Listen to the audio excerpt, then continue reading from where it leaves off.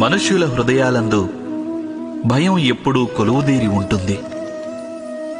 ఒక పరి సంపదలు నశిస్తాయన్న భయం, ఒక పరి అవమాన భయం, ఒక పరి తమవారు దూరమవుతారన్న భయం. అందుకే ఇలా భయం కలగడం మనందరికీ సహజమే అనిపిస్తుంది. ఇంతకీ ఎప్పుడైనా ఆలోచించారా? ఏ స్థితి లేక వస్తువు భయానికి కారణమవుతుందో వాస్తవానికి దానివల్లే దుఃఖం కలుగుతోందా? లేదు, అలా కలిగి తీరాలనేం లేదు.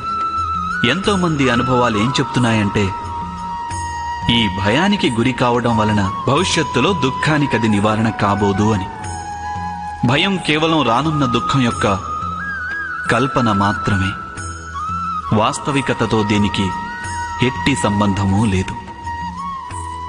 భయం అంటే ఏదో కాదు, అది కేవలం వట్టి కల్పనేనని తెలుసుకొని దాని నుంచి విముక్తులై నిర్భయులవడం అన్నది ఏమంత కఠినమా? దీని గురించి తప్పక ఆలోచించండి.